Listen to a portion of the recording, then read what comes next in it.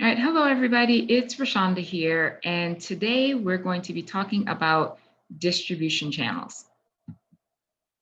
So what is a distribution channel, or just channel for short? A distribution channel is how you get your product from your company to your customer. So once you figure out what your customer's problem is, you then have to figure out how you're going to offer the solution to that problem to your customer. So some things that you need to look at and ask yourself about your channels. Um, is your product going to be physical or virtual? That's going to determine what kinds of channels you can use to get your products to your customer. Is it something that's complex, like you are creating a Mac computer, or is it something that's more simple, like a computer battery that you're creating? Does your product require training, like, you know, how to use a Mac computer possibly? Or is it something that's super simple, like you are selling clocks or watches and all you have to do is open up the packaging and you're using your product? Is your product a high volume product like light bulbs? Or is it a lower volume product that may be more expensive like the light fixtures? Does your product require special handling? For example, like with Dominique and her seafood, she requires cold storage. Or is it something that there's no special handling that's required there? And you have to look and see, is your product a good fit for only internet sales, only retail sales, or a hybrid of both?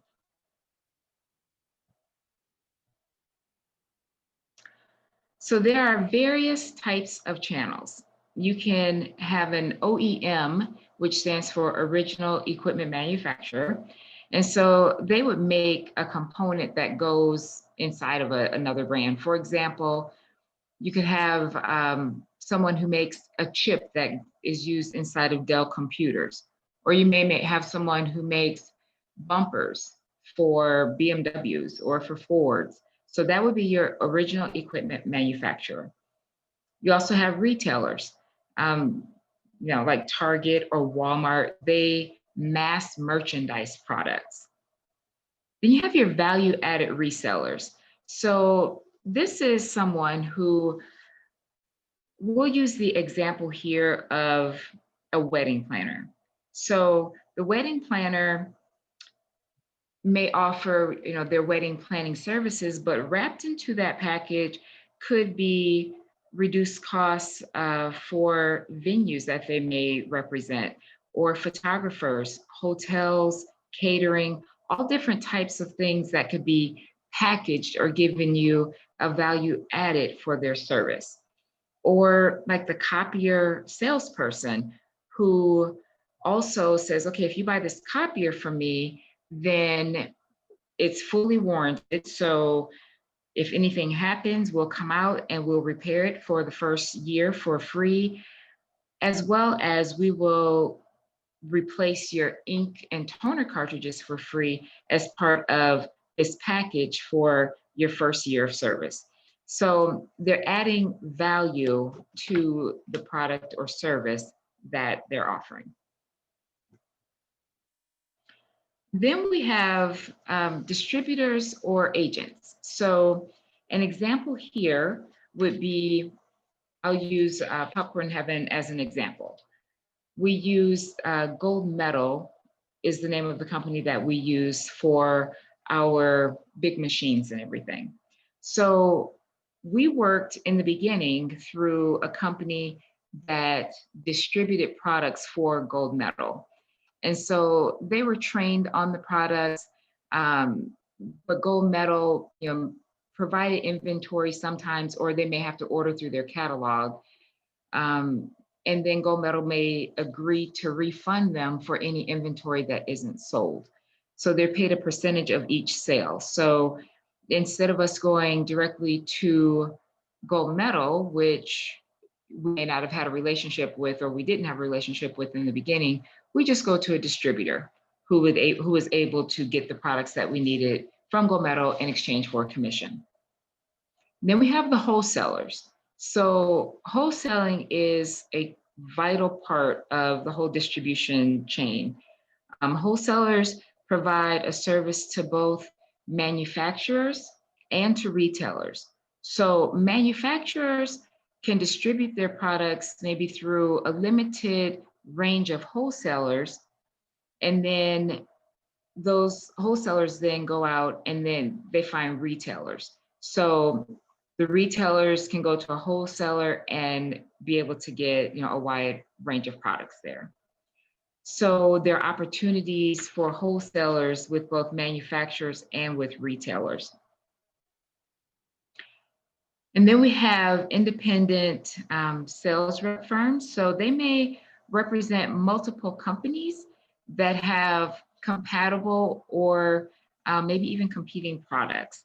A lot of times they will be regional, and they're a faster way to get the product from company to consumer than the consumer trying to go directly to the company. They're paid a commission based on their sales. So I'll use Popcorn Heaven again as an example.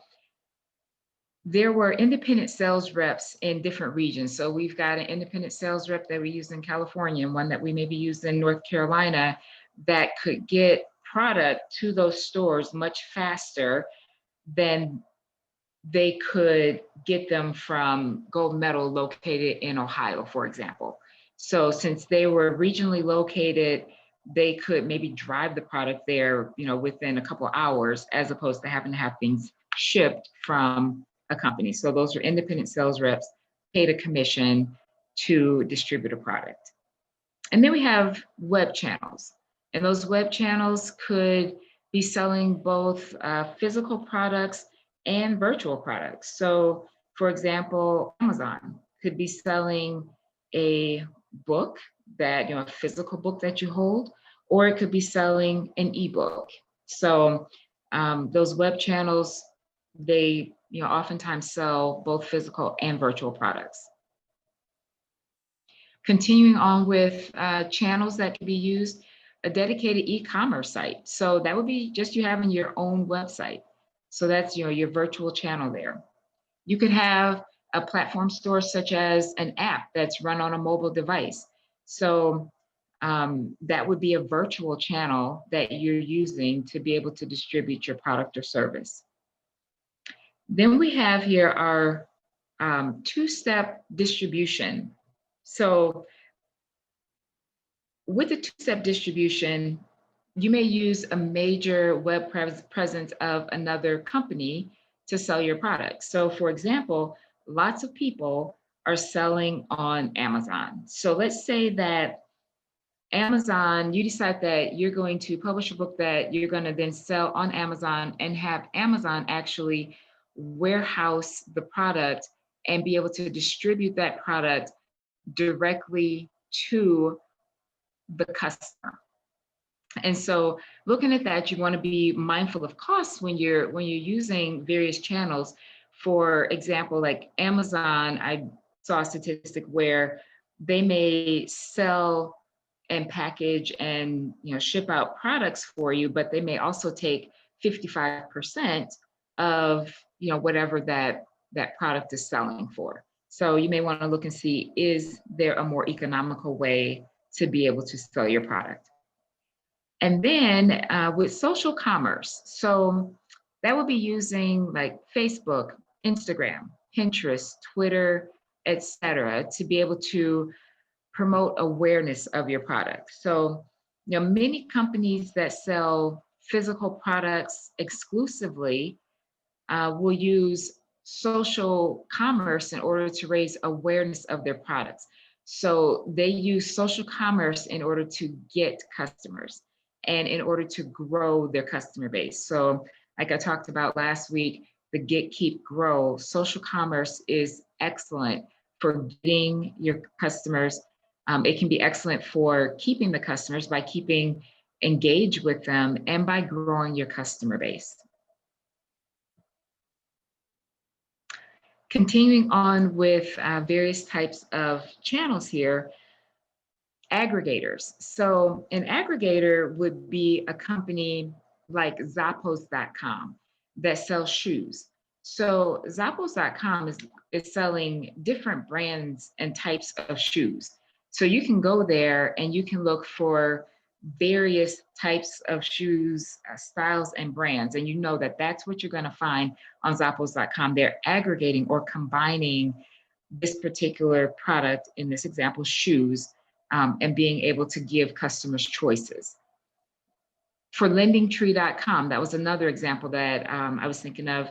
You've got financial products. So you may decide that you want to research, mortgages or lending options, and you want to look at different companies. You could go to lendingtree.com, and they already have housed there, combined or aggregated the products and financial products and services from different companies so that you can make a decision basically in one channel instead of going to a bunch of different sites or places. We have direct sales. So that would be your own sales team that's supplying directly to an end user. So again, we'll use here the network marketing companies like Amway, Tupperware, Mary Kay, whatever the company may be, where they are selling directly to the consumer. We have also web and hybrid. So that particular channel made me think of homeshoppingnetwork.com. So at homeshoppingnetwork.com, you can call in to their 800 number and you can order your products through an actual person. So that's your telesales contact person. So that's the physical person that you're talking to in order to get a product or service that you want mailed, or a product that you want mailed out to you, not service, I guess. And then you could also just bypass that salesperson and go directly online to hsn.com and buy that same product online. So, that's a hybrid type of a sales process there. Then we also have dealers.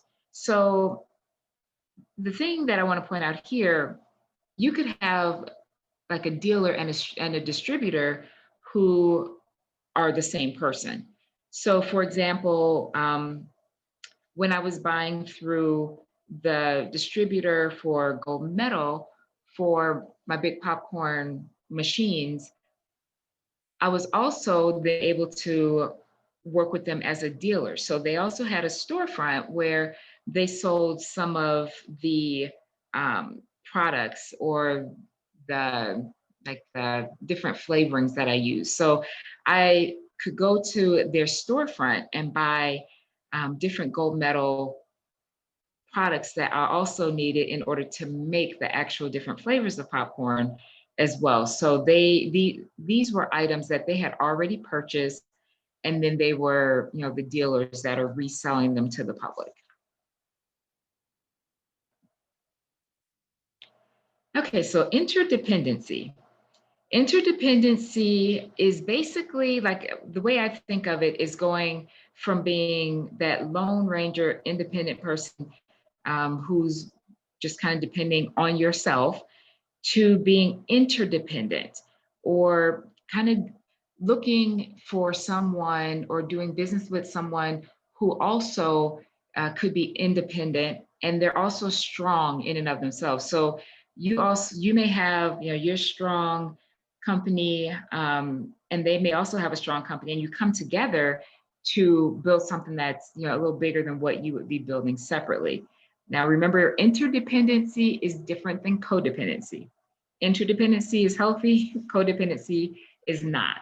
So let's just look at an example of this. So a manufacturer who's promoting, let's say we've got Ford or Chevy, and they have their new model year vehicles that are coming out, and they're promoting on commercials these new model year vehicles.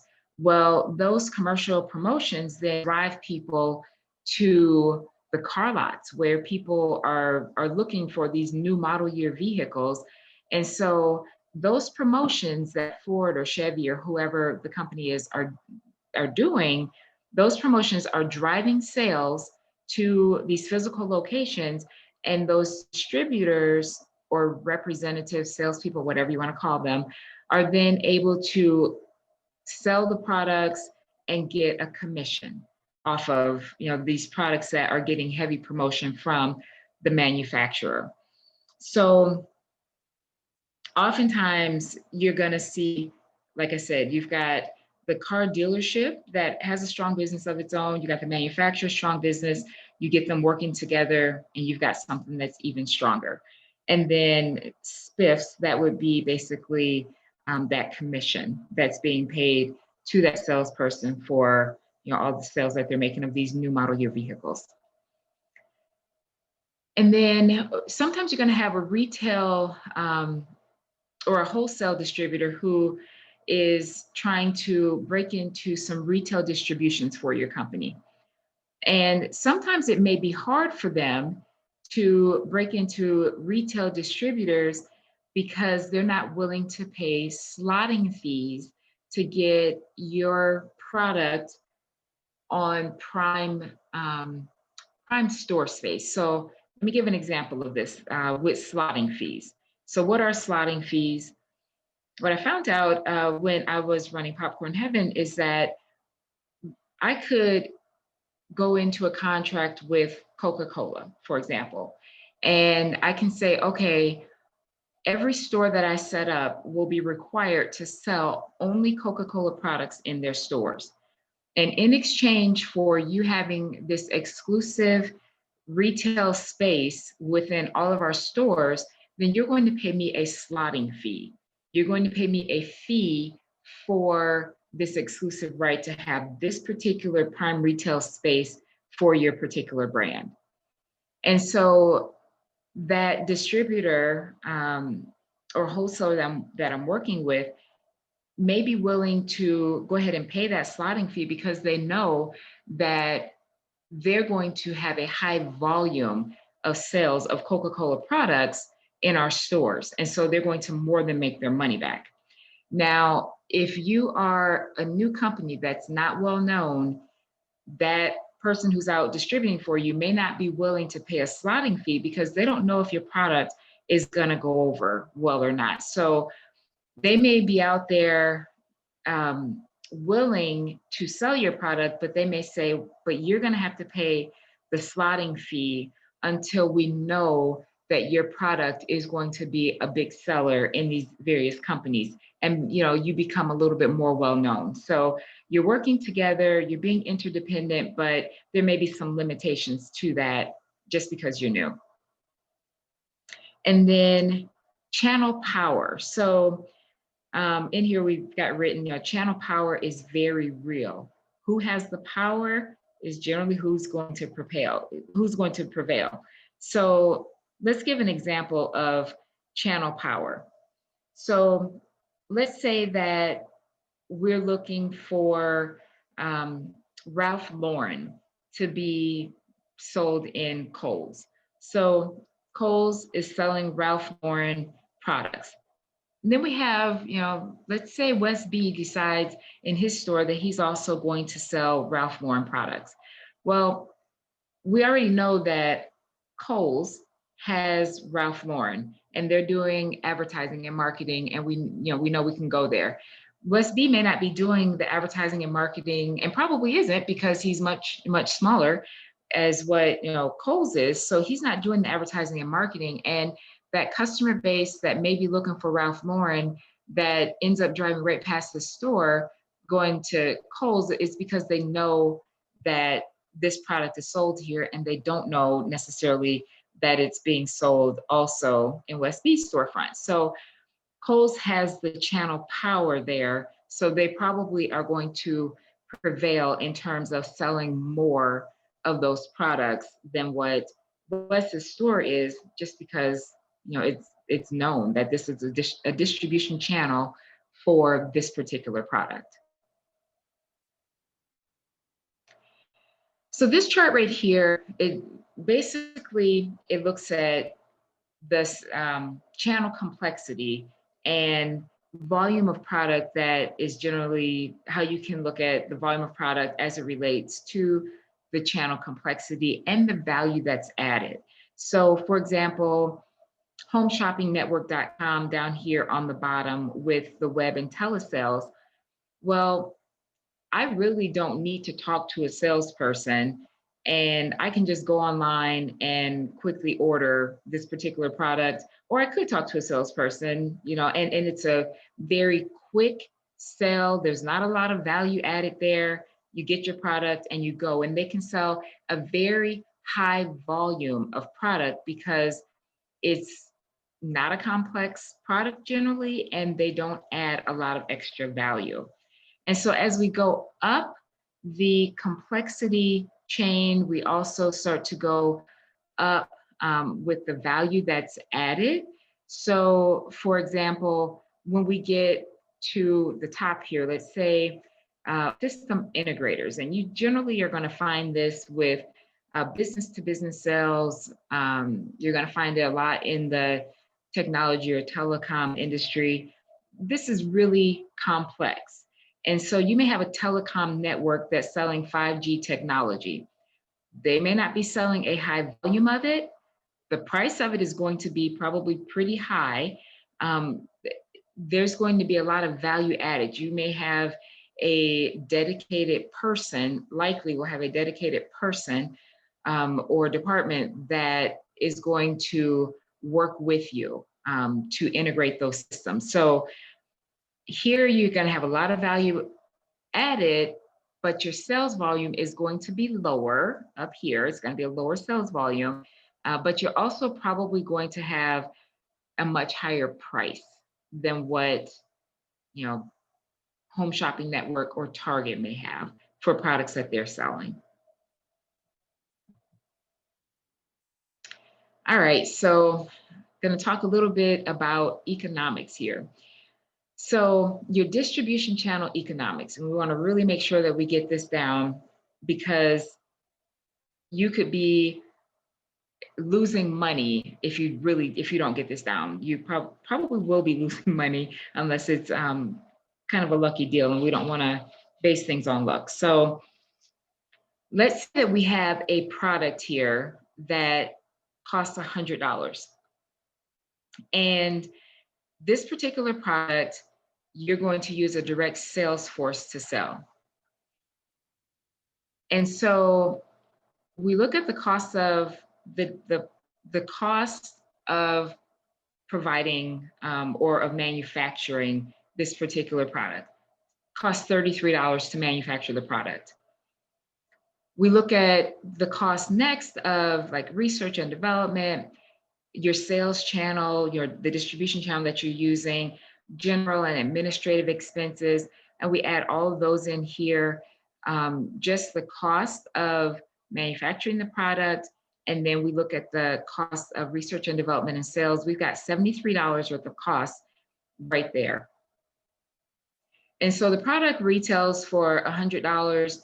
We are going to sell it to, let's say we're selling it to Hy-Vee, and we're selling it at $90. So we get $90 in revenue, and our profit in this example is going to be $17. So that's using a direct sales force that's going out, they're making the connection at Hy-Vee or whatever the retail location is going to be, and that's your profit. So then let's look here at using the indirect value-added reseller that's selling to, let's say, Hy-Vee or whoever you're selling to, instead of using a direct sales force.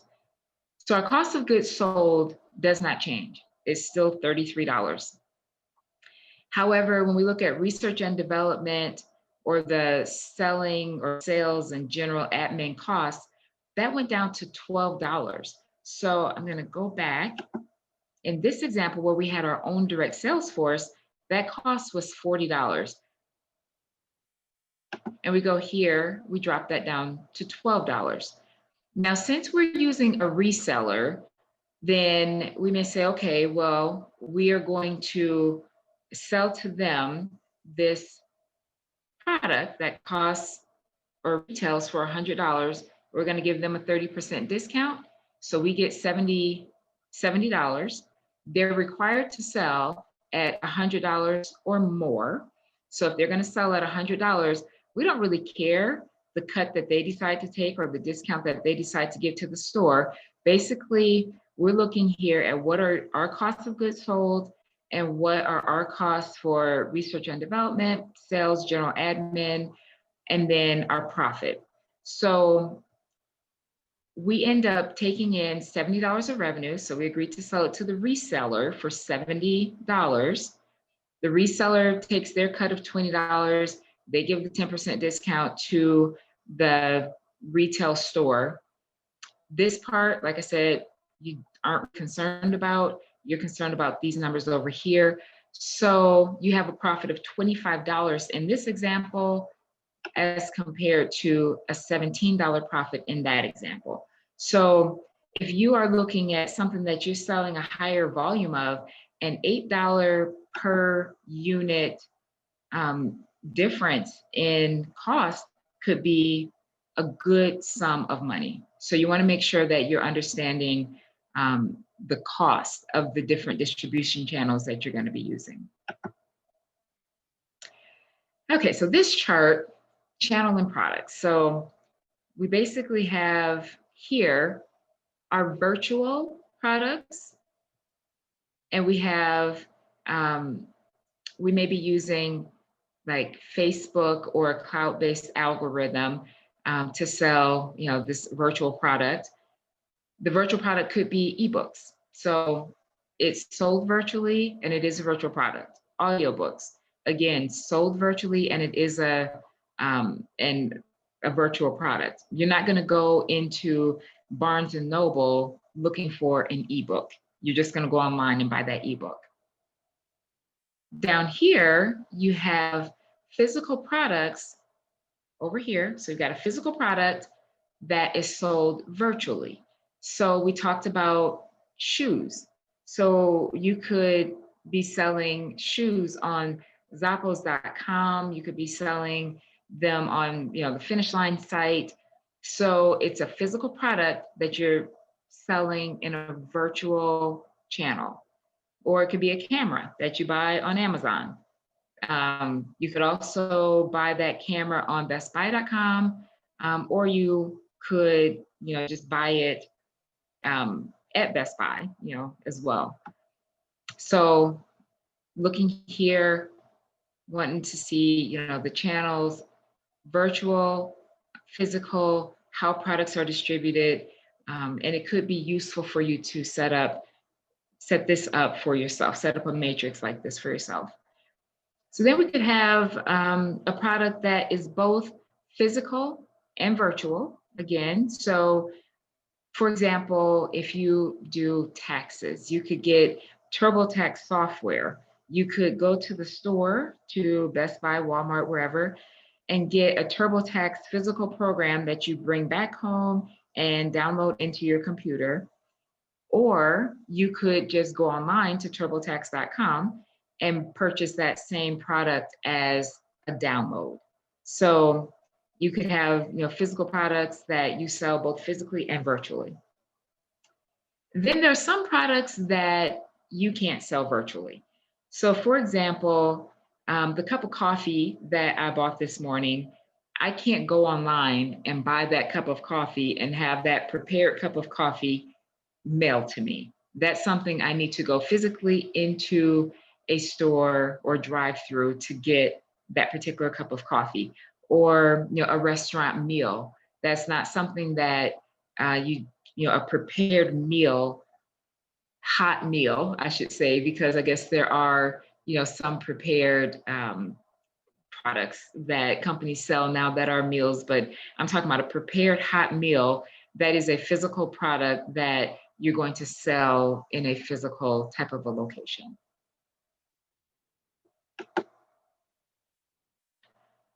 Okay, so types of channels. We've got an intensive. So this is generally for business to consumer.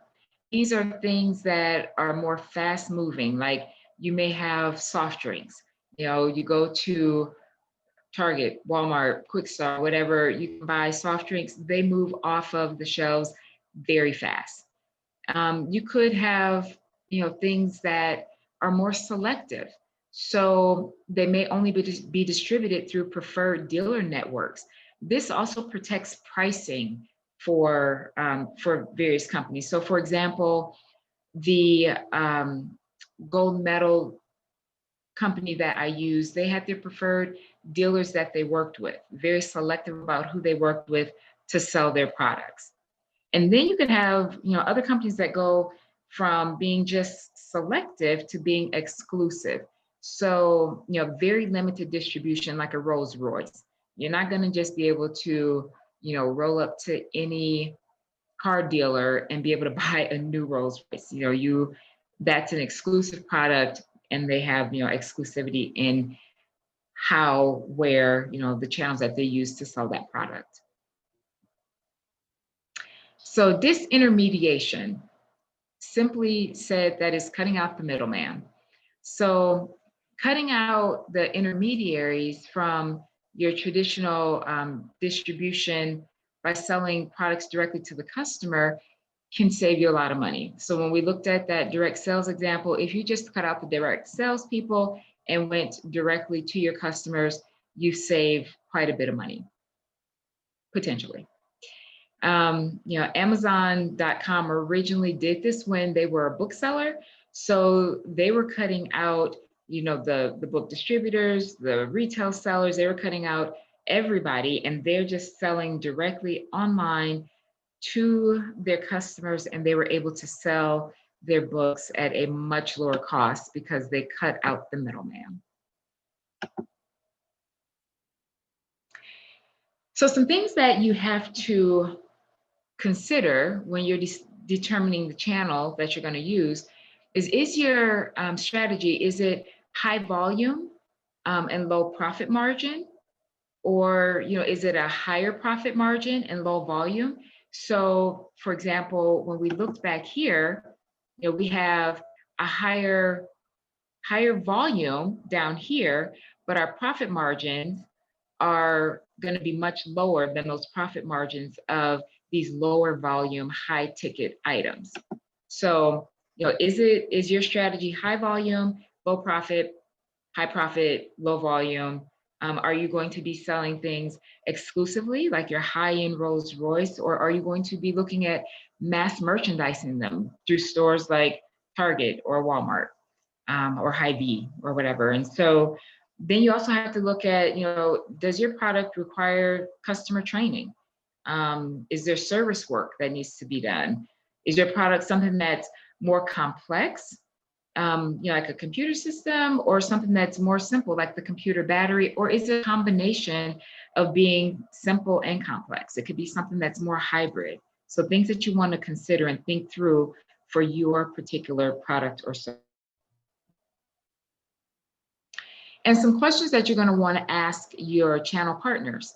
So, you're going to want to know what percentage of the product's retail price is the channel going to require. So, for example, like I was saying with Amazon, they were taking 55% of the retail price. So if I'm selling a book for $10, they're going to take $5.50 of it.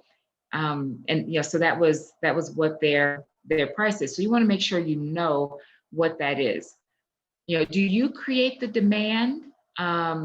That's what you're going to ask your channel partner. Are they going to create that demand for you, or are they just going to fulfill the orders and you need to create the customer demand? So, we'll use Amazon again. A lot of times you're going to create demand, because if I go onto Amazon and I say, okay, I'm looking at this particular book on health and wellness. So they may then have another book that,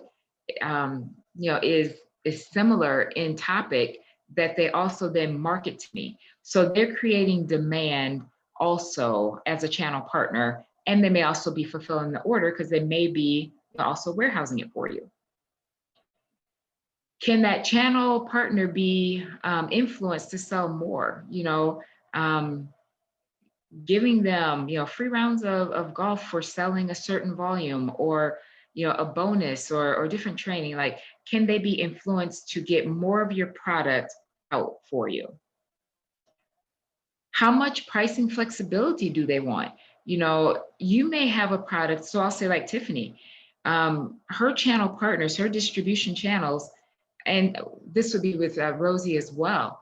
They may say, okay, well, you can't sell my hair products for less than what I'm selling them for. And so if I'm selling my candles for $10 each, or I'm selling my hair spray for $20, you have to sell it for that amount or more. You can't go below it. So you want to know the flexibility that you're going to agree to there. What are the return, refund, and inventory policies? Like, these are all really crucial things that as you are growing your business and you're expanding, that you have to know with those partners that you're using to get your product out there. And is there going to be shelf stocking fees? And if there are, who's going to pay them? Or are we going to split those fees? So just a lot of things that you want to think about. Like, oftentimes when we have a distribution channel, it's like, okay, I've got my product that is in these different locations, and you get really excited. But at the end of the day, you've got to make sure that the terms are going to work well for you, and that you're going to be able to make money with what you're doing. So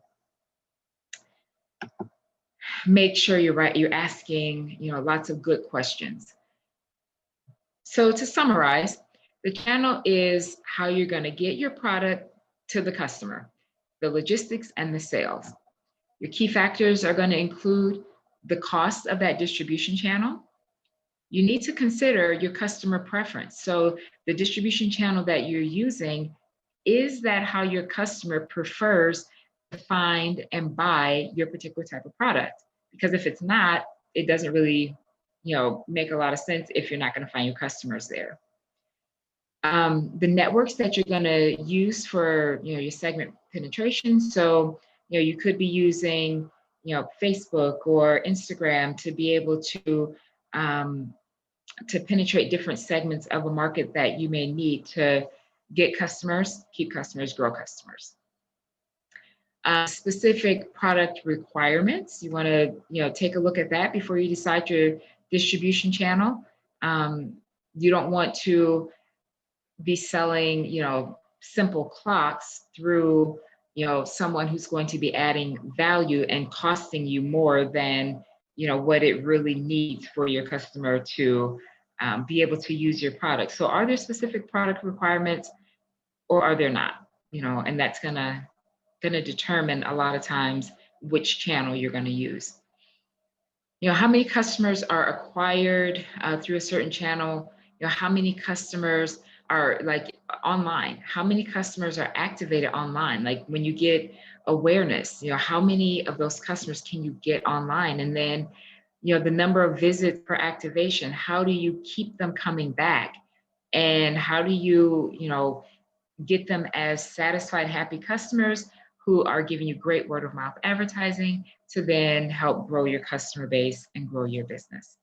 So that's all that I have for you all today. And I hope that you got a lot out of this, and we will talk very soon.